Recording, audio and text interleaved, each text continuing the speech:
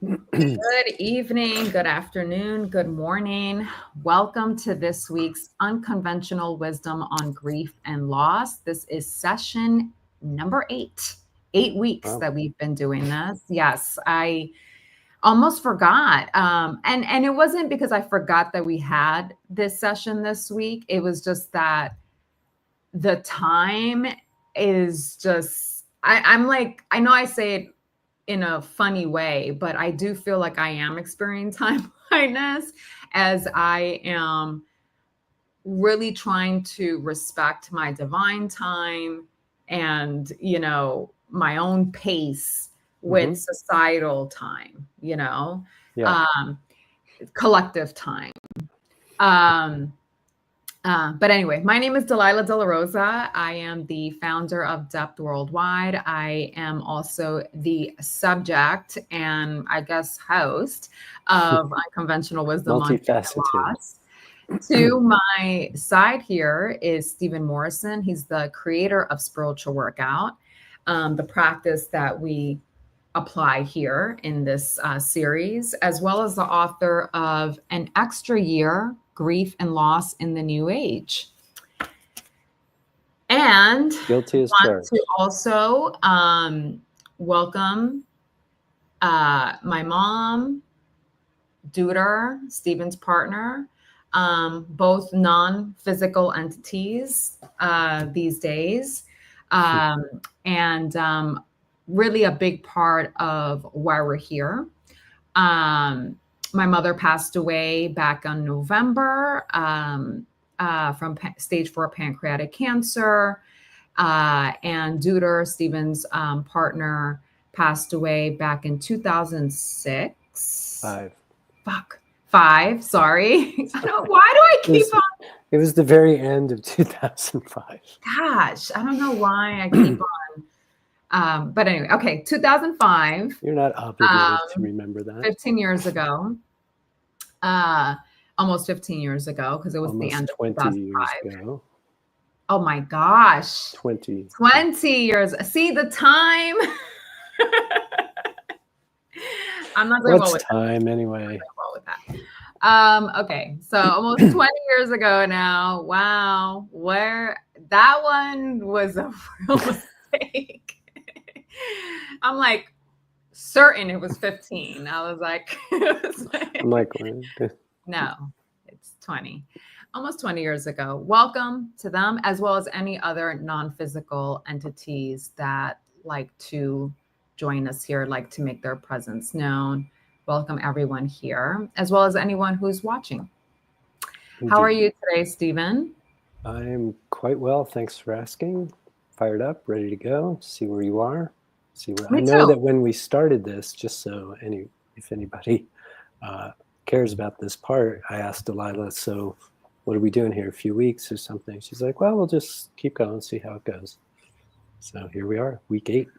Yeah, Session and 8. it's interesting because when I remembered that it was actually Tuesday yesterday, and I was like, oh my gosh, I have to like create this broadcast and send it over to Steven. I was wondering, I had like a split second where I kind of wondered whether this would be, because we talked about how long we would hold this series, and I believe I said 6 to 8 weeks. So this would be our Oh, yeah, eighth. that sounds about right.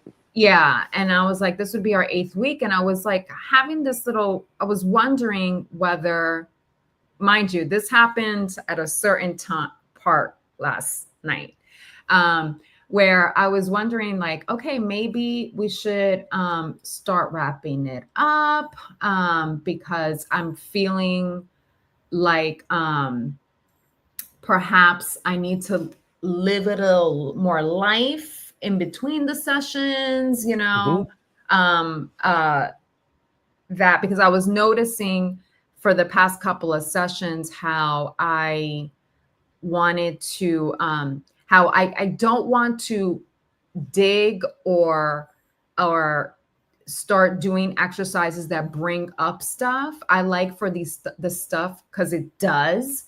I'd like for this stuff to come up on its own and address it right when I'm in the thick of it, and not necessarily bring it up when I'm feeling content, joyous, in a flow with other things, you know, bringing my mom into the future if I'm all in that and I'm feeling good. I don't want to go into like, okay, I'm fearing God in life, right? Let's tackle it now. And I think for some folks that could be helpful and useful. But for me, I was like, I want to flow into this. And so I was feeling over the last couple of weeks that it was coming up, but like kind of right before we would have our sessions, you know, which worked out well, you know. So I was feeling that way a little bit then. And then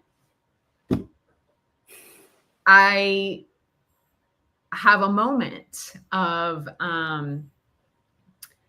high charge about this. And it was good. This was good. And I was like, oh yeah, I can still use some of these sessions because this is still coming up and this is still needs to be processed. So last week we went into the two, but mainly the one belief that I uncovered in the last 2-3 weeks, which was I fear God, universe, life. Therefore,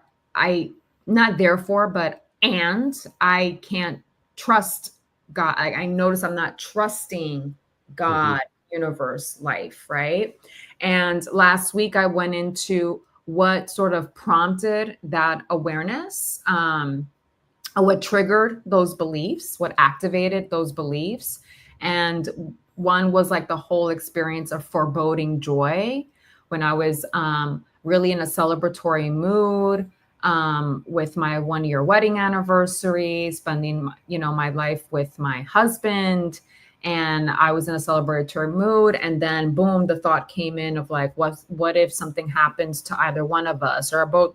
Well, both of us, it's like, okay, whatever, then we go together, right? But like if like either one of us, you know, what if something happens and like the other shoe dropping, right? And then I went into this dream that I had. You know, that kind of sent me in a little bit of an anxiety spiral. And then I went in, I had a dream the day that we had our session that was really unsettling. It was one that sort of pointed to that belief of you have to fear life, you have to be on guard, you don't want to be blindsided, right? So we did a bit of tapping last week on that, which was really good. And the soul work was to continue that, as well as any other beliefs that may be activated. Because you had uncovered what I always call a family of beliefs, right?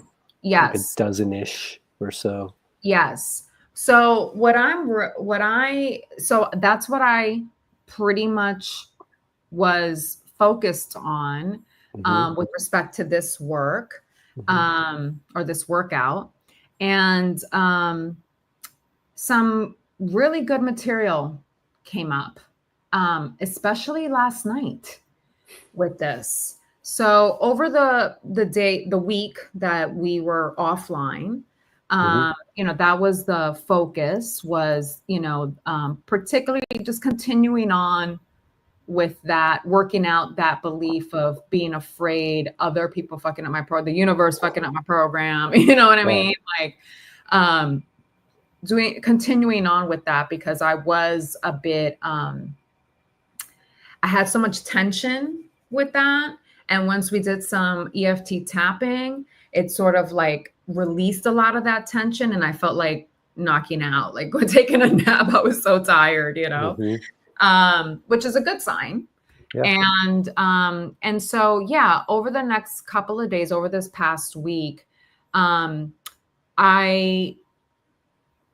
that belief wasn't so strong where I was feeling like, oh my God, the other shoe dropping, da da da da. Like it wasn't so strong.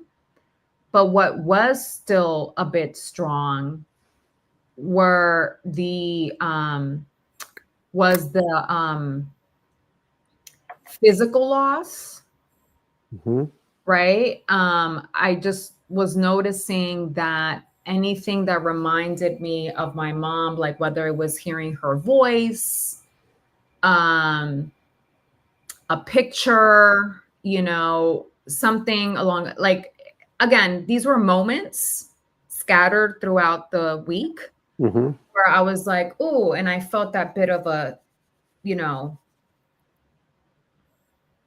touched, a bit sad over that, right? Missing her physicality. Missing her physicality, missing that physical connection that we had, right? And we did touch on that in our last session, where time with consciousness will produce a different experience, right?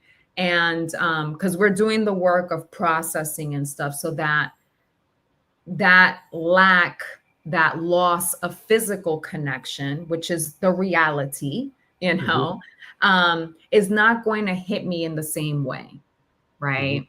And so I was, I would soothe myself with that, right? With that belief. Yes. So I think I mentioned in previous sessions how this idea that my brother brought up about bringing our mother into the future is something that really lights me up. It really inspires me. And it inspired me, motivated me to organize my financial life, right? And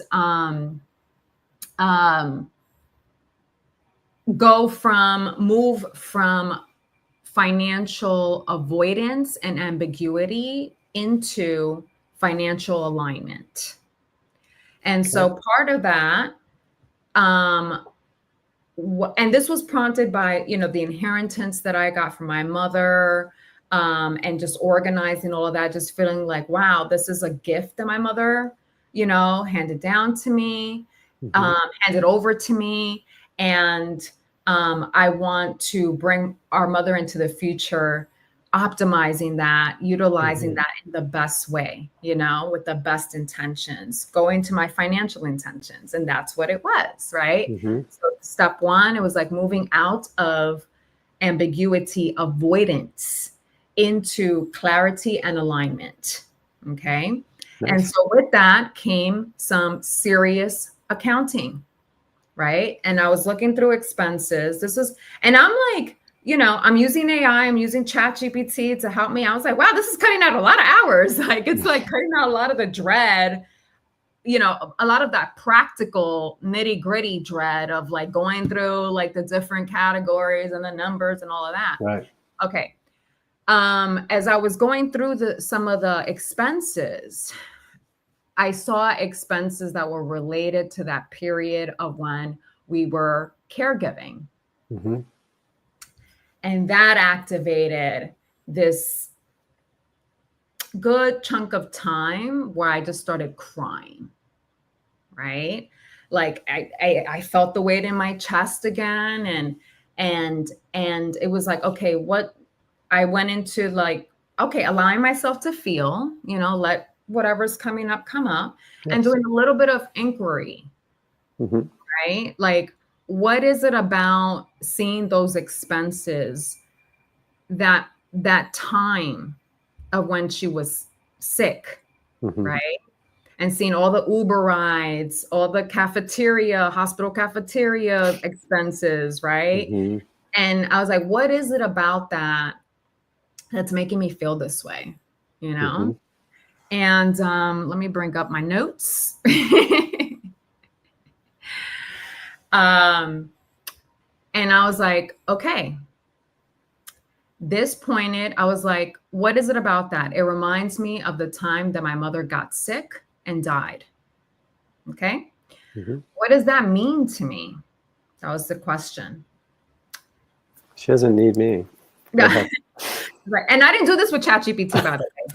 This was all me. This was actually all me. However, I think I was inspired a mix with you and ChatGPT's prompts from before that helped me go through that, helped me get to this place, right? Good. So loving kindness with ChatGPT, with AI. So I'm like, okay, my mom got sick and died. That's what this is. These looking at these expenses are pointing me to. Okay, so what does that mean to me? Boof, explosion. It means to me that my mom left this plane a victim of sorts. It implies that her soul didn't make the choice. If I'm believing that, right? It implies that her soul didn't make that choice, but that source, forces beyond herself, capital S, did. I think I'm still grappling with the soul making that choice. Right? Yes. What I realize is that I think the thing that gets me really sad and upset about perhaps the way that she died, you know, she got sick and died, was that it brings up ideas of victimhood. You know, broadly speaking, or specific to? Excuse me? Broadly speaking, victimhood, or specific to this circumstance? Both. Okay. Both. Victim, I said, I'm just, reading my notes. Victim, I get sad and upset when I think of my mom or any loved one, including myself, as a victim. You know, that's why the fearing the divine God, universe, life, and not trusting, I feel like it implies that we're victims to it. Like, that's what it is. It's like, I think I'd like to know why the soul would make that choice, because in a way, it's like, it'll help me see it as like, not as a victim, that her soul did make this choice. And I just can't understand. Like, basically, when somebody passes away from either an accident or illness or being murdered or something like that, it seems to me that the way I see it, it's like they died as a victim. And that's why I think I have a hard time with it. And it's also a reason why I have a hard, it's like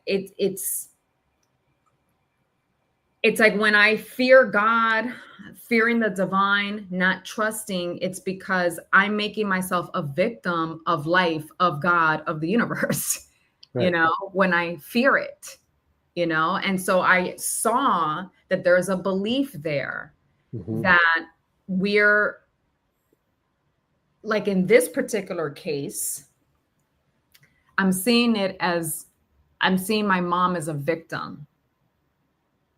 And that breaks my heart. Sure. That's not aligned with connecting with the divine. You know what I mean? Right. So I feel like this is all going back to, and which is why I think you brought up this whole thing of, do you believe you're a creator of your reality? And I'm like, I do. I believe we're co-creators, right? We're not in charge of everything. We don't control everything. We don't control the how and the when, for instance, right? And I think that the way I've been seeing this, the way I've been believing, is that because we're not in charge of the how and the when, that's the universe, that's God, that's the divine's responsibility, that that makes us victims. No control, or yeah, no control over something equals victim. So you're right. We don't have control over life's events, the things that happen. When it comes to starting today and deigning to create an intention for something we want to be, do, have, experience, etc., then you're absolutely right. We're not in control of how it manifests, and we don't really get to say when. And what we are in control of all day, every day, is how we respond to life's circumstances, and what we choose, if we choose at all, to co-create for ourselves from this day forward. We're in charge of all of that. So are we in sync with that idea? Mm-hmm. Okay. Yes.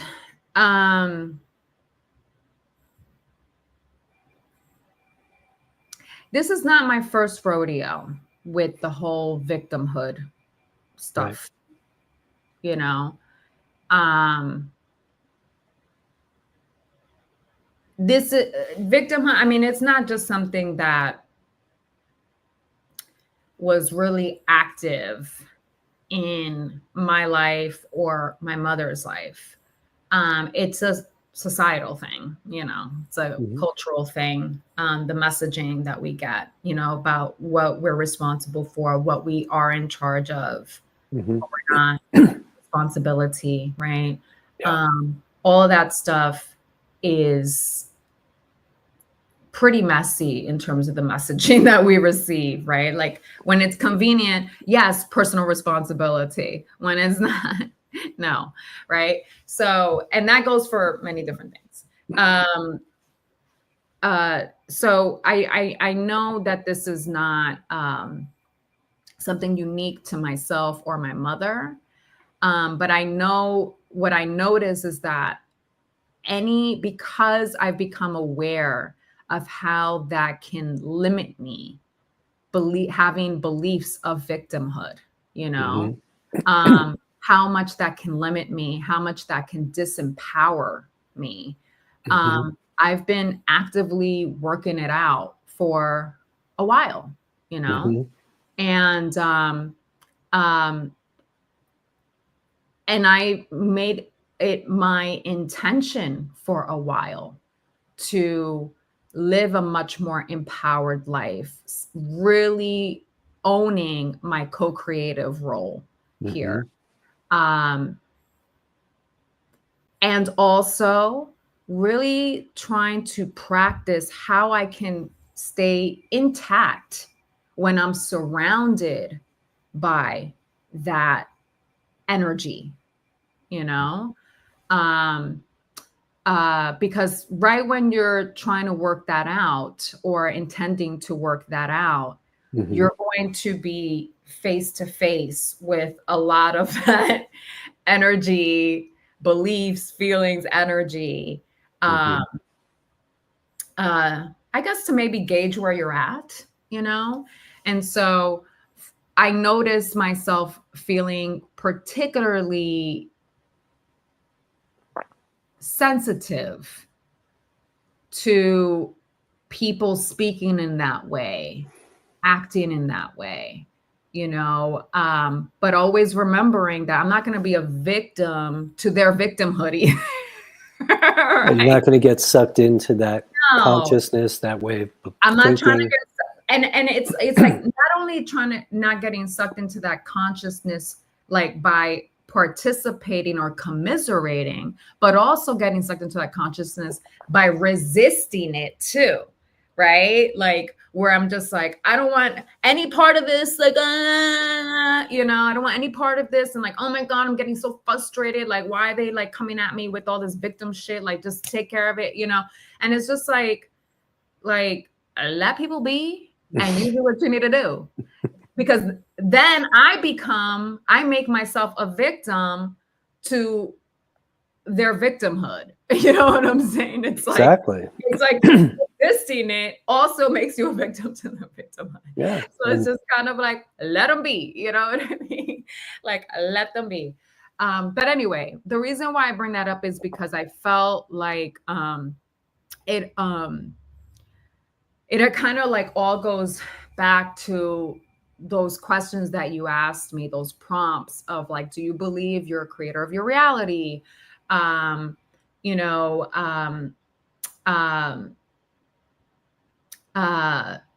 also brings me to that the soul's narrative, you know, the Right. soul's narrative, so that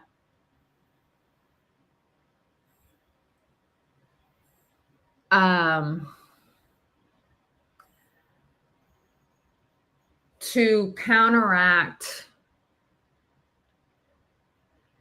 that belief that my mom got sick and died, and she got sick and died. She got sick and died. And so she left this plane a victim. This, if we believe that our souls choose these paths, these journeys, then there's no way that she could be a victim here because her soul chose this. So Right. I realize that I'm still grappling with but it just doesn't seem like the soul would have chosen this, because look at what this was not wanted on the ground in this plane, right? This was not what my mother wanted. That's what she shared with me, right? Yes. And that's what I saw according to her conscious mind. So that's when I go back to the soul work that I did and was like, okay, my mother, yes, she was resistant on the ground. You know, the whole thing is like that she was the conversation, right? Hypothetical conversation or downloaded conversation that my mom was like, yes, Lila, I was really resistant. I was not loving the fact that I was departing this plane at the time. But now that I'm in this different plane, it's, don't worry, like it is great. It's fabulous. I'm limitless. I'm powerful. I just didn't know when I was in that other plane, where I was headed and why, right? So I put that into, I went back to that soul's perspective, or what I imagined it to be, the soul's perspective, which helped in that moment. Helped me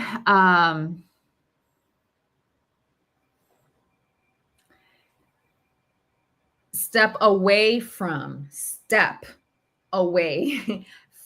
not fully depart, but step away from this idea that she left this plane of victim. So you're illustrating the fundamental part of our practice, which is being aware of what we're believing and choosing on purpose what to believe, what meaning to ever make of anything that we ever experience. We're doing it all the time. We are doing it consciously.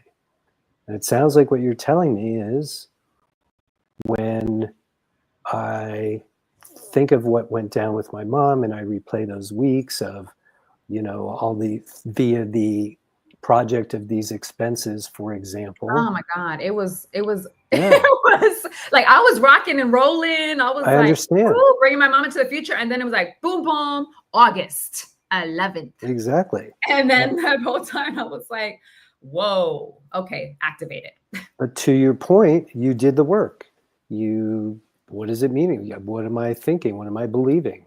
What has been activated in me? What meaning am I making of all of this? That's quote unquote the work, because it leads directly to the belief. And that is the place at which we either see that the beliefs we have serve us and we keep them, or we see the beliefs we have that do not serve us and we let them go. So my mom sick and died equals, in my head, what it meant to me, what I'm believing is that she left this plane as a victim. Right. So what you and then how do I feel about that? I'm kind of going through the work, right? How did I feel about that? Mm-hmm. Grief. Right. Grief. Like, it actually, when I say that out loud, that she left this plane as a victim, damn. Yeah. It does bring up grief, so I'm like, It creates the grief. Yeah.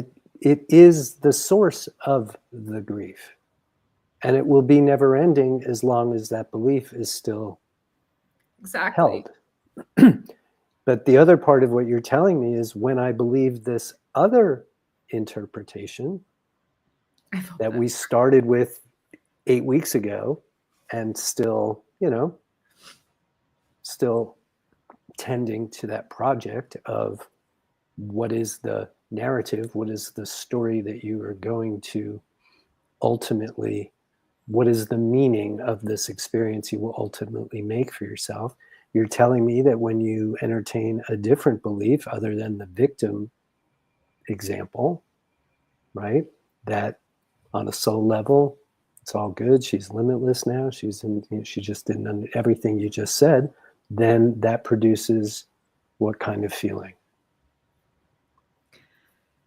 Or what feelings? More just one or two or three. Empowered. Mm-hmm. Expansive. Mm-hmm.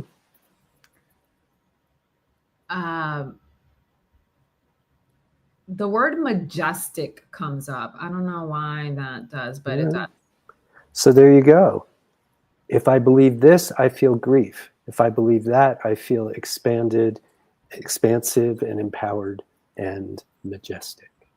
So if we are doing what we always do, here we go, listening to inspiration, those feelings, empowered, expansive, majestic, clearly, obviously align with you. Mm-hmm. So in this practice, that's all we need to know. Because what you're left with then, all day, every day, time and again, until you're done, is choice. What am I going to choose to believe? That's what it is. It's literally a choice. Being conscious means choosing on purpose what to believe, choosing on purpose what meaning to make. We're believing all the time anyway. We're making meaning all the time anyway. This is about doing it on purpose, and you are literally in the process of doing that. You've done enough that you can see in this conversation a distinct difference between two different ways to think and talk about this experience. Neither is right or wrong or good or bad. The arbiter of what's right or wrong is for the individual person.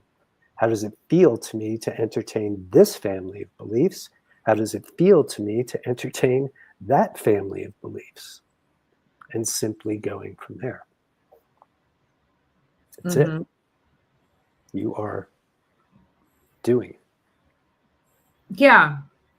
It felt that way. I mean, it felt like an aha moment last night.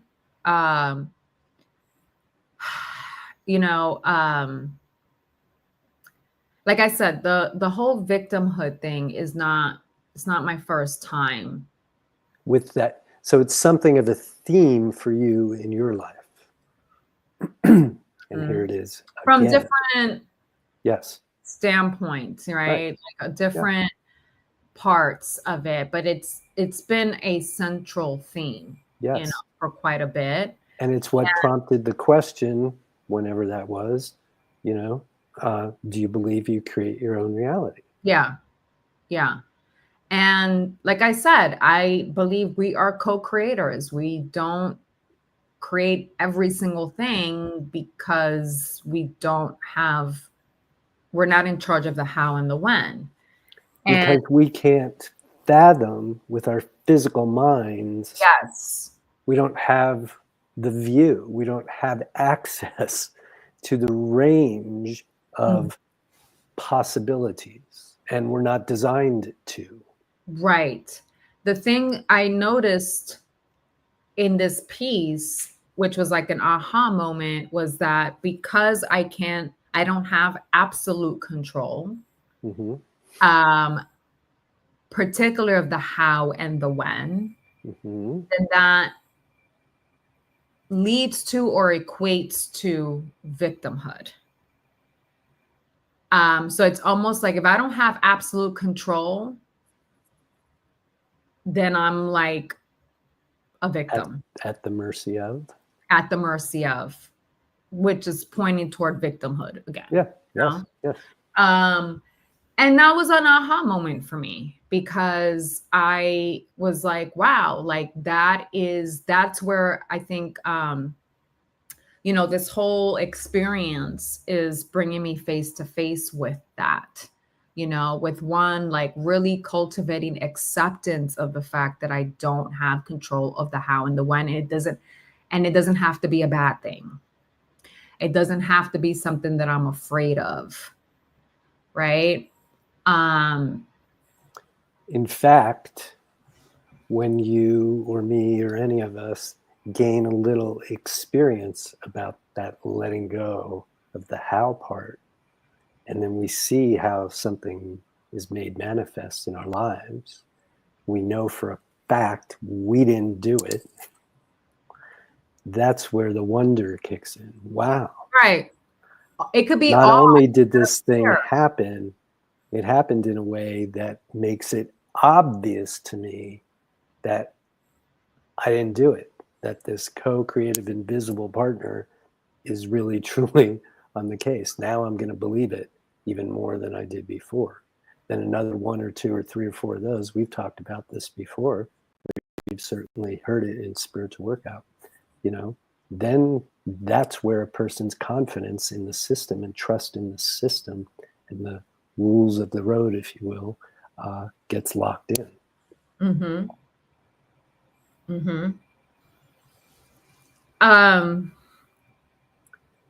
And so it's also then often the recommendation, and I don't know if this is going to fit for you right now, to play around with setting some smaller intentions, some intentions for yourself that don't matter so much, that don't have urgency, that you that are just easy to think about and you have no resistance to.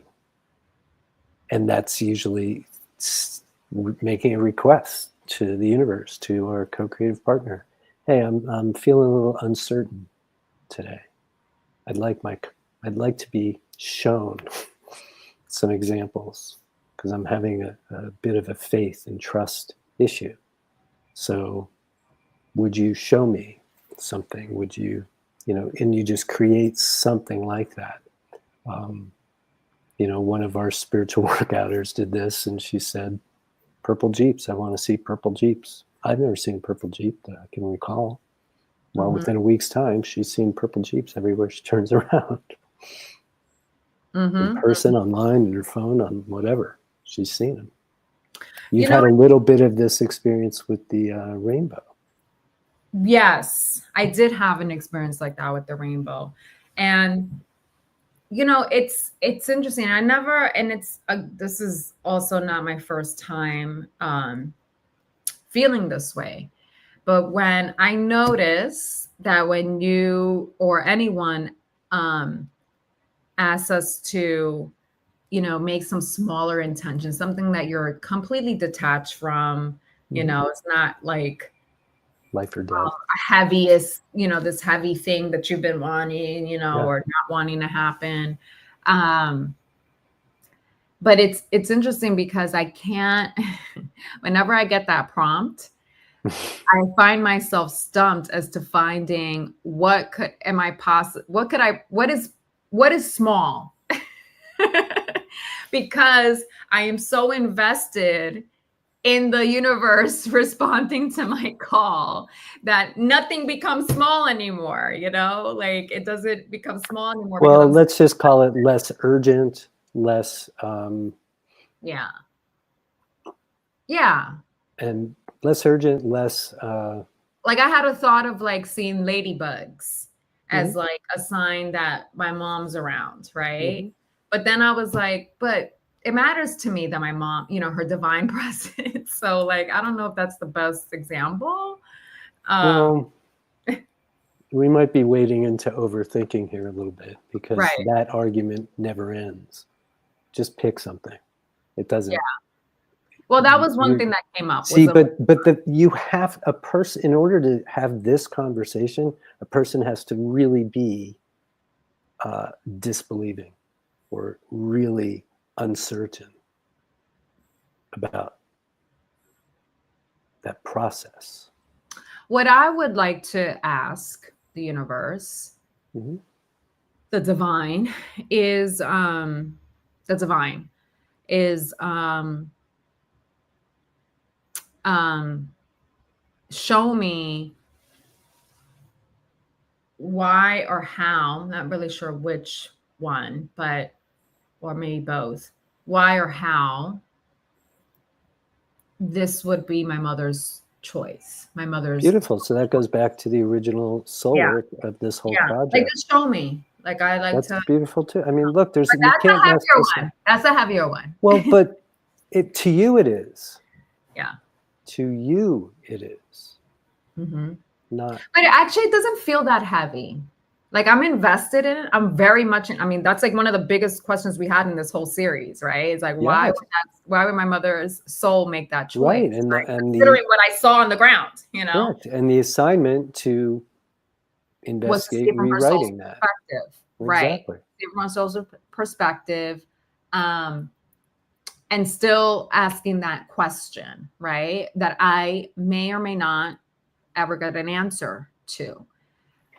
Yet I did feel light, not so heavy about asking the universe, asking the divine to show me. So, Good.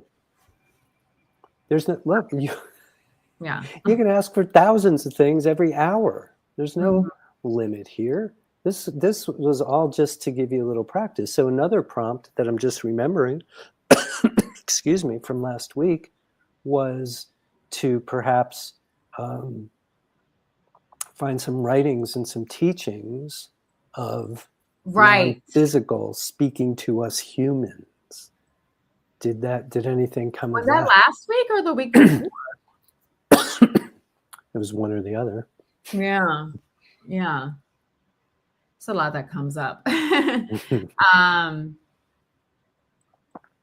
I personally, I mean, not to beat a dead horse, these freaking sayings, but I think that I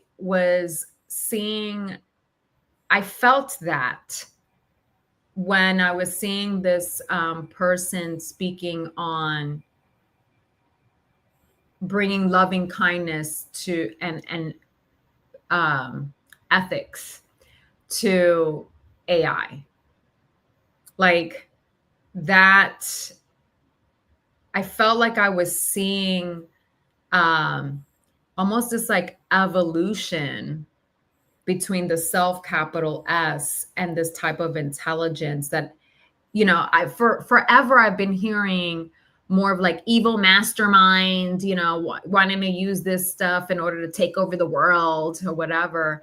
And it was like for the first time, I heard someone speaking about this in a way that I'm like, yes, you know, like lit up and like, wow, this is like if you bring loving consciousness to this, you know, like this To can anything.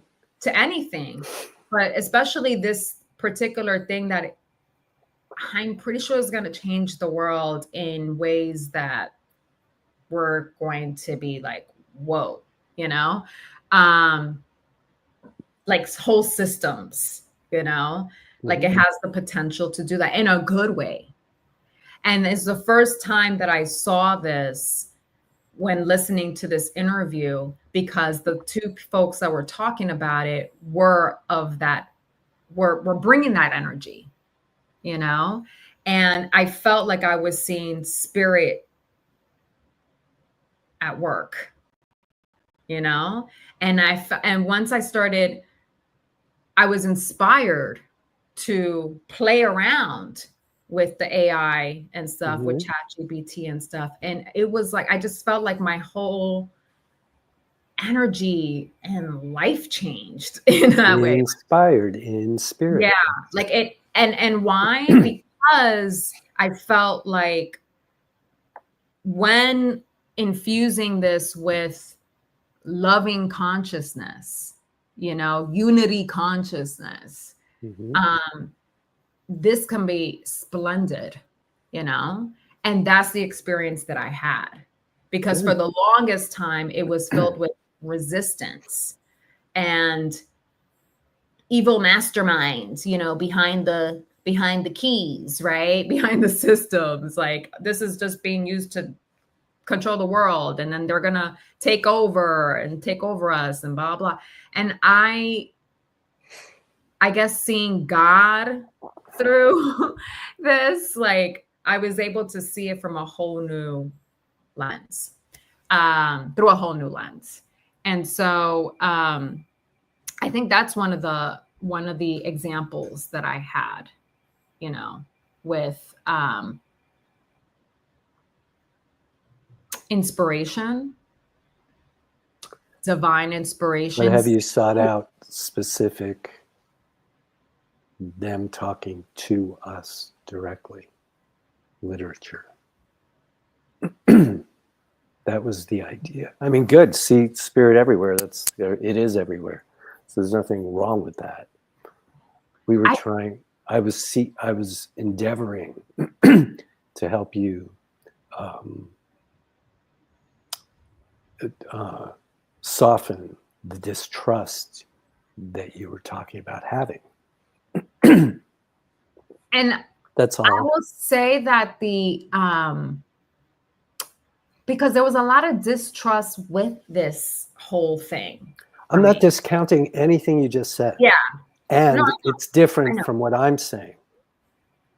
And what I'm saying is just, so now two major prompts, quote unquote, to use your word, to help you, if you want, to soften this resistance to trusting the very entity that you're wanting to communicate with. So I didn't come across that. I didn't come across the literature. And so that was just a yes or no question. Yeah. No, I didn't. I guess I didn't come, but it just felt to me like that experience that I had. I understand. That's great. I hope you have them every minute of every day. That I was having with ChatGPT, there was something in it that made me feel like I was developing that connection even further. Like, it was like my inner wisdom, my self, capital S, was working with this intelligence and connecting more. Like, I don't even know if I can explain it well, but it just felt like what I was looking for in literature, I found a little bit of it in this experience that I had. You know, where it was kind of like, take it any way you can get it. Yeah. And also because I started out not trusting this system, this bit of intelligence, you know, was very like, and so to actually trust it, you know, give it a little bit of trust, I was able to explore this whole new world and dimension of myself. It was, it was really interesting. It's like when you see it through a loving consciousness, like a lot of things change. All day, every day. Exactly. That's what spiritual workout is all about. So I guess that while I did not find the literature, I got a bit of it from the one that you sent me. This was my experience to tap into that a little bit, you know, and it felt. We're just looking for great. ideas for Yes. you to soften your. Well, maybe, you know what? Maybe that's stated- what I'll do is I'll ask it to help me Do find it. literature that could like That's really what, good. yeah. There's another, you know, it's like we could blend the two. When you were telling that story, I was like, well, just ask it. I'm gonna, yeah, like ask it, like, hey, you know, if there's a, yeah, it was a very interesting and a very rewarding experience because, like I said, I came into it feeling my experience with AI. I just came into it with a lot of resistance and a lot of distrust. So what right now is the state of what, you know, I call a dump list, but the quote unquote negative, non-serving, non-aligned beliefs that have come up in the last 2-3 weeks? What's the state of that list at the moment, would you say? I feel like a lot of those, I feel like a lot of the ones that I had listed were pretty much covered by those three. The two, yeah. Okay. Three, actually. Mm-hmm. One, age-old, long-standing. I'm not okay if everyone's. That's definitely one, which is like, you know, people can fuck up my program, you know, that kind of thing. But the top one, or maybe the top two, because fearing life, not trusting life, the divine, is almost like not trusting myself, not trusting others. Like that is all part of it, I feel. Yes. You know? Mm-hmm. So I feel like that whole fearing the universe, not trusting the divine, fearing the divine, encompasses the whole, like, other people can fuck up my program. If others aren't okay, then I'm not okay, right? Mm-hmm. Like, I feel like those are very closely related. Mm-hmm. The other thing, though, that may still be related is that I'm not enough. Mm-hmm. Okay. I'm thinking that those are related too, you know, but that's another one that's like, that still can, you know, I'll live some life and find that activated at times. Mm-hmm. Has it been front and centered in the past couple of weeks? Not as much as the fearing the divine, right? Mm-hmm. And the I'm not okay if others aren't okay, other people fucking up my program. Like that, has it come up with that? Not as much. Mm-hmm. But those are like really, those top two are the ones that. That's pretty typical. Look, ideally, technically, the way I hear so many teachers talking about it, the act of conscious awareness of a belief is enough for it to go. But in my practice, that's not my experience. Right. My experience is conscious awareness. A person can intellectually say, yeah, I see that doesn't really serve me. I know that. And yet it still feels like me. Feeling in it there. Still feels like truth.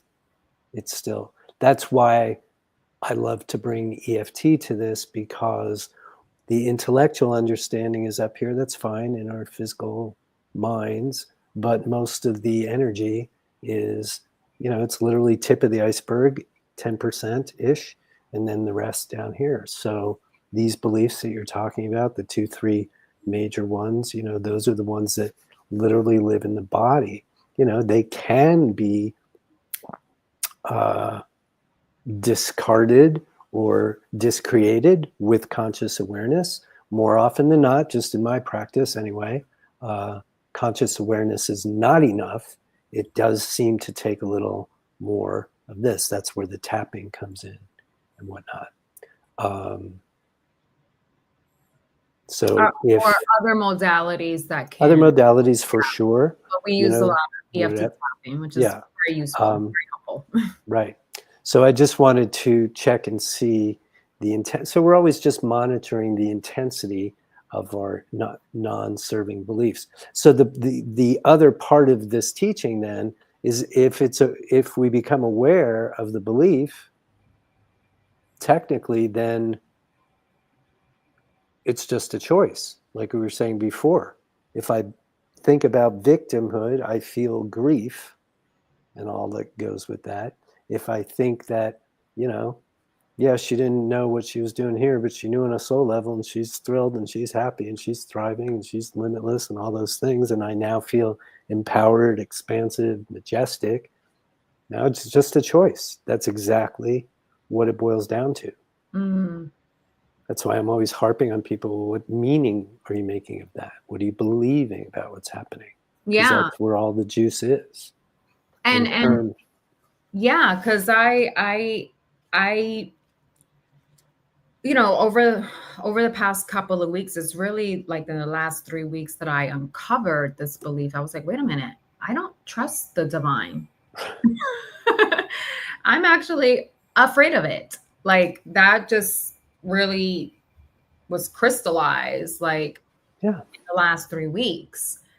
Of course, I've had a long-standing belief of other people can fuck up my program. And then that's when it led to like, wait, I think I'm having a belief that the divine can fuck up my program. Right. And that's where we got to in the last 3 weeks. And so I was like, okay, that's actually really good to uncover that. But it's not like you were saying in this case, it's not enough to just uncover that, become aware of it.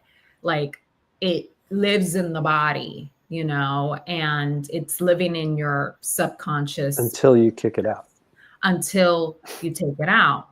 So that first step of uncovering it, becoming aware of it is great. But as I realized yesterday, as I was doing these expenses, and then I hit the time period where like my mom became sick, I was like, whoa, activated. Yeah. Activated. Well, so just having that awareness, you're halfway home.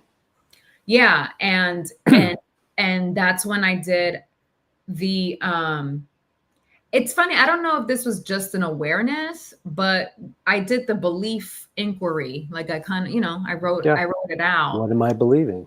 Yeah. What am I believing? And it was enough to stop the crying, Of course. and not feel the same. Because as soon as you started doing that, you were believing the thing that was creating the crying a whole lot less instantly. Yeah.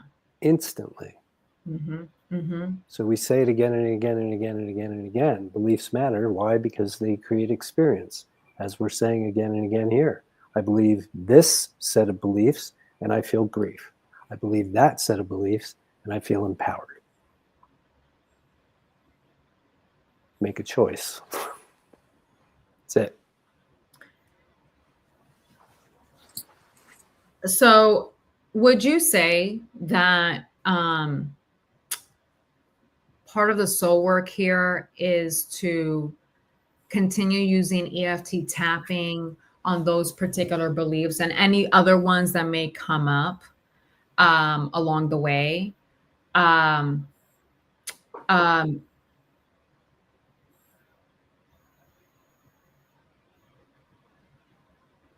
So that I continue to make that choice of the soul's perspective. Yes.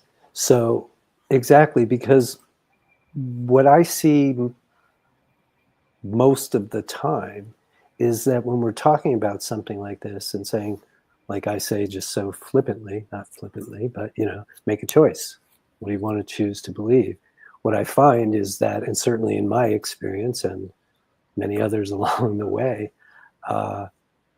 we need to remake the choice and remake the choice and remake the choice for some period of time until it really takes hold in our system. And that's okay. So don't be put off by, No. you know, like waking up someday and being like, well, wow, I was totally aligned with this new thing. And now Right. it's okay. Just re-choose it in that moment. Then you're back on track. Kind of like how I'm feeling when I feel verklempt over the physical loss, knowing that I'm not going to feel like this all the time. I'm doing the Right. work, Mhm. you know, I'm working it out. Yeah. You know, I'm processing this stuff. This is not going to be the same way. Right. So we say, well, what are you believing about it? You know, if you or somebody believes it's bad or wrong to have that reaction, to have those tears, to, you know, when I was in that situation, I'm like, this is what's present. I'm not going to ignore it. And it's part of my processing the reality of yes, that's yes. the loss And part. if you keep going into the depths of that, well, I'll speak for myself. You know, at the end of it it just connected me to the love, the very thing that I thought I was missing. As I went further and further and further into it, what does that mean? It just means allowing it. It means not resisting it.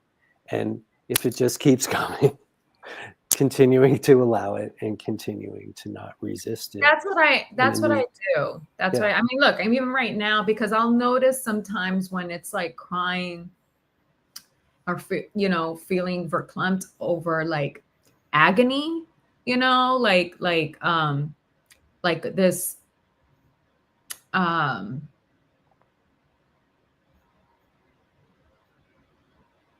it's like a different type of sadness, right? Like it's more depressing type of sadness versus a touched type of sadness. Like that feels different. Like there'll be times when like last night when I started crying after seeing the expenses, it was more because I was like, it was like a depressing, you know, upset type of sadness over like her being sick and dying and what that meant. That's like one type of crying experience that I'll have. But the crying experience that I'll have over the physical loss is a little bit more like touching, you know, like it's more of like like missing those things that you physically loved about the connection, the relationship, you know? Yeah, it's just like a little like touching, you know. It's not like I don't feel like damn, why are you crying? You know, like I don't feel like that. It's like I miss my mom's, you know, voice and you know, her smell and her touch, you know. But it doesn't feel like a depressing or, you know, kind of thing. It's just like, oh, you know, and I know that will change also as I go on, where it's like I can hear her voice in tapes or whatever, you know, tapes in videos or whatever, and recordings and stuff, and it not be so much like this, you know. It's more the other types that I feel like I could use some working out, you know, like what I did yesterday night. And you did it the right way. You went to what the beliefs were. I was like, okay, why am I, when I see these expenses, why is it, you know, like, I'm like, what does it mean? What does that mean to me? It shows me is like, wow, reminding me my mother got sick and died. Okay, well, what does that mean to you? Because that's when I was like, woo, my mom got sick and died, you know? And it was a upset, depressing type of sadness. Yeah. Not the because of my mom's thing, and you know. But it was because you were believing the victim side of things. Yes. And that's why. Yeah, Beliefs that my mom create left the plane experience. as a victim. That's a whole different type of sadness and emotional experience than the missing the physicality. I get it. So I can't believe it's the end of session 8, and I'm asking this question. So Do you have a fully written out intention for this process for yourself? Did we? Um, How am fully, I in session 8 and all? I know, fully written out. I don't have a fully written out intention for this particular experience or process. And the reason why is because I feel like it all goes toward the intention of connecting with the divine and the two-way communication Okay. and like my being intention. Like I feel like this experience is Mhm. really shining the light on those long held intentions, Mhm. you know? Mhm. Um, but perhaps it would be useful to make it more specific. Well, you know me, I'm Mr. Intention Man, and I know. But when do you we think that it should be more specific? I'm thinking that it can, given where we are, if there's more to go, it'll help us see what your path, quote unquote, should be, or Okay. what's on your path for that.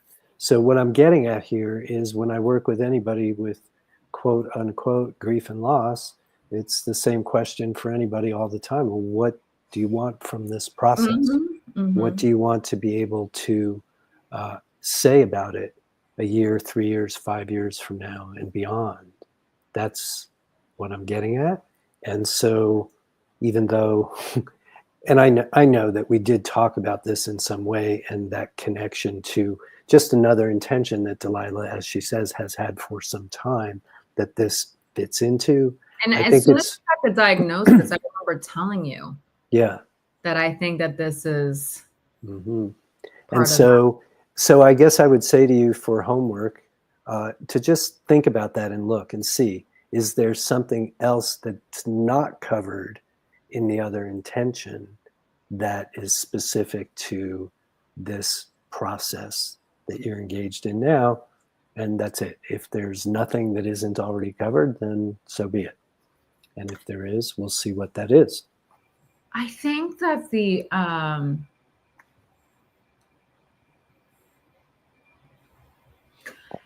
that there could be, with what I just experienced last night, in and it going back to that question Hmm. of why would the soul choose this path, this Yes. way to depart, right? Um, I think that that would be specific to this. Like that would be part of making a more specific intention to this. Okay. This is not something to knock yourself out about. No, no, It's but it, just to really see. So you have the other intention that it seems that this fits into. I think in So the the only beginning question started is this. it full, or is there some other material that isn't already stated in the other intention Yeah, that you would either add to it or create this intention? I don't want to I think overthink. right. And I think that it's actually good that you're bringing this up now, because these 8 weeks I felt like I had the intentions covered, but since we've been uncovering more and more stuff, I feel like there Yes. is material that would warrant this its And own then that will guide us intention. for the next however Yeah, much more we do. yeah. I mean, I'm just, yeah,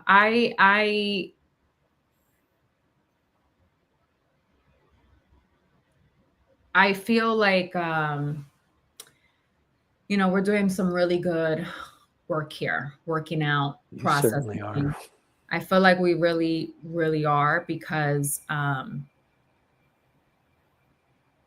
just, becoming aware of a lot of different things that I didn't realize I was holding.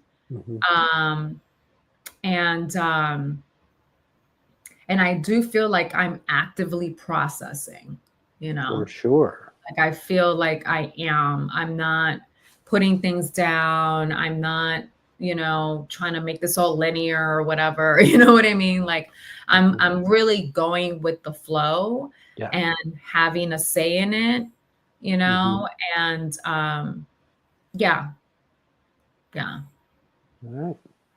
And still, I mean, the initial soul work from the first time to continue, and that's a perfect thing to quote unquote ask for help about or help with.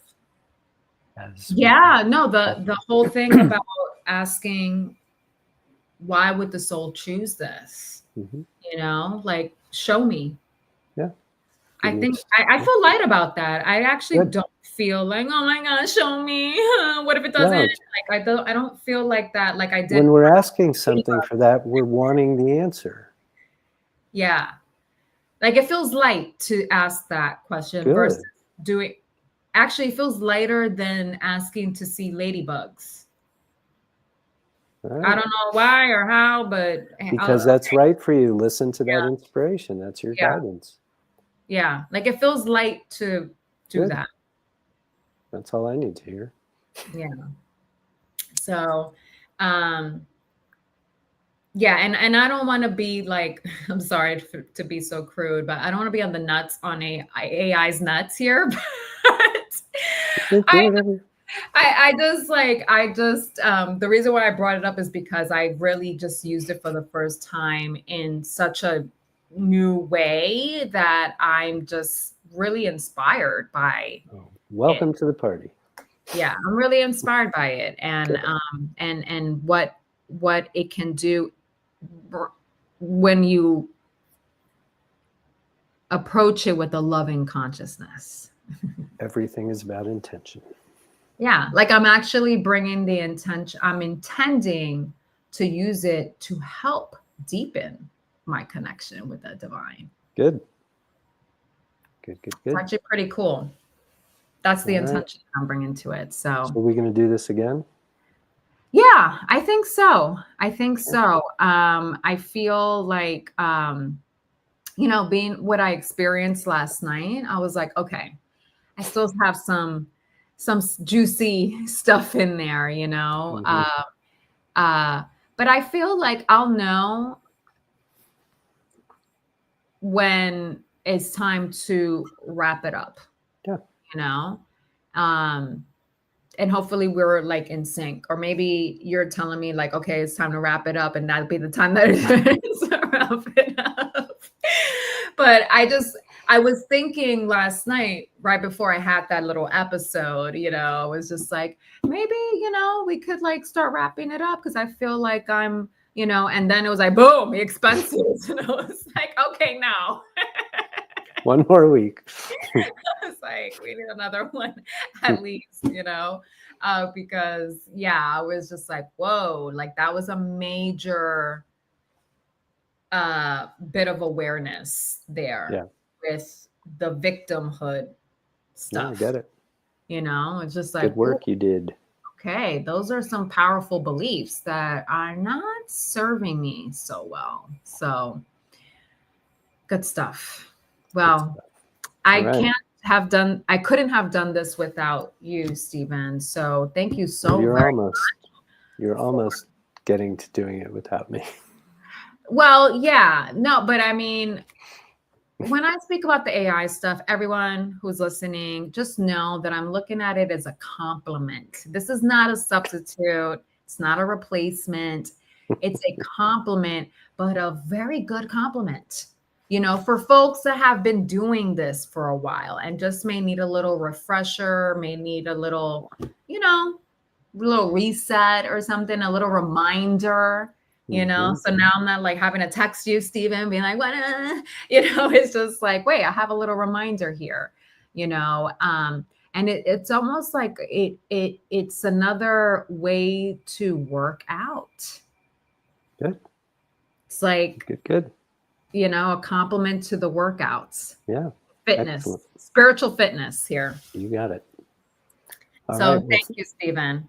You're welcome. So Thank very you. much, everyone. Session 8, Unconventional Wisdom on Grief and Loss. I hope that everyone who's been tuning in has been getting something out of this, or quite a bit of stuff out of this. I hear good things. Yeah, no, I mean, to hear the feedback Thanks to I get you. from people about like, oh my God, my willingness to share this, you know, That's with what's the making the world. difference for everyone. Yeah, and I'm, you know, for me, it was just, I just flowed into it. It doesn't feel like I am doing this grand thing, you know. It's just something that I flowed into that is like a huge win for me, because I'm able to have um, professional guidance through this whole thing. Um, and so if people can, like, you know, walk away with whatever insight, um, transformative intel, information, wonderful. It's a win for everyone, I hope. I can't intend for others, so I hope. You can Yes. hope. But anyway, so next week we'll be back. We'll be back next week.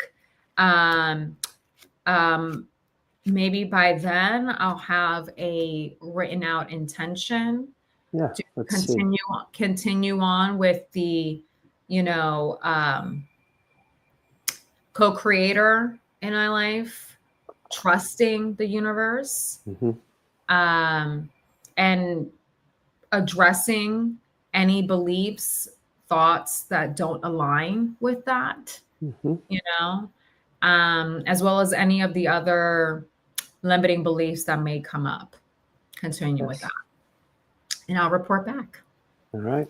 I look forward to it. All right, everyone. Delilah De La Rosa here, signing off. Steven Morrison, creator of Spiritual Workout, author of an Extra Year, Grief and Loss in the New Age. We're signing out. Thank you, everyone. Until next week. Bye.